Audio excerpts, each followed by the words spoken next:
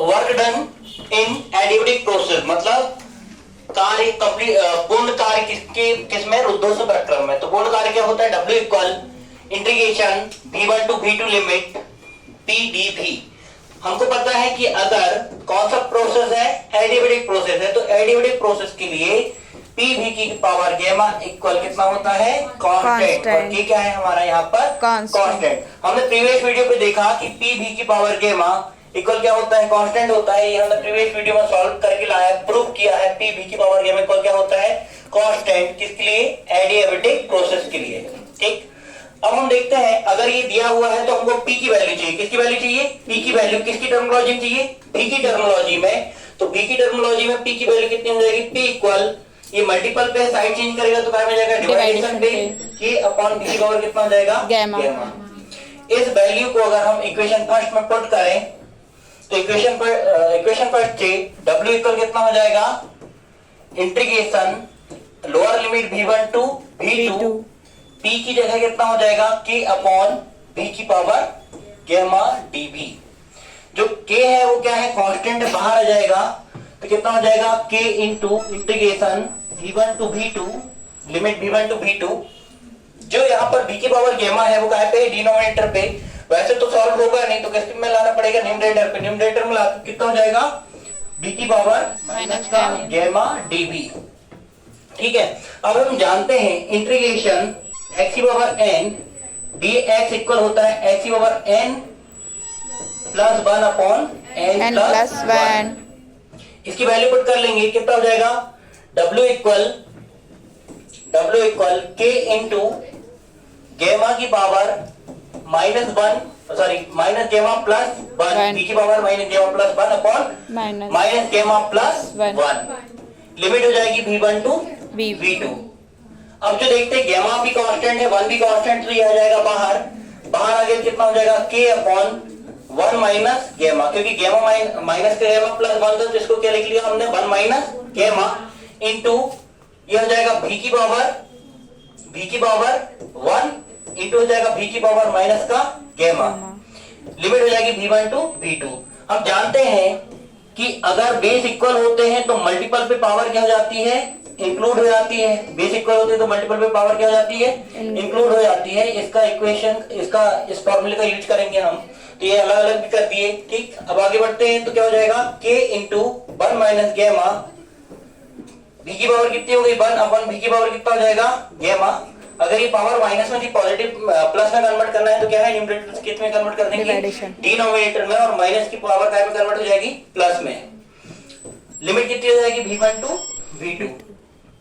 Limit रख देंगे सबसे पहले, अपर लिमिट कितनी है हमारी, V2 है, लोअर लिमिट कितनी है, V1।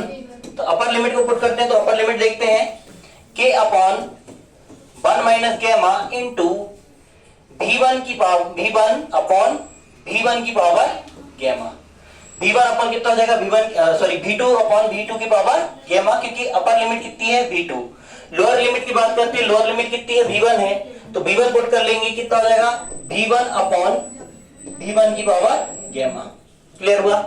आगे बढ़ते हैं, तो ये जो K मल्टीपल पे लिखा हुआ है, W इक्वल K मल्टीपल पे लिखा है, K का अंदर मल्टीपल कर देंगे, कितना हो जाएगा, 1 minus gamma into K into V2 upon कितना हो जाएगा, V2 की power gamma minus K into V1 upon V1 की पावर गैमा।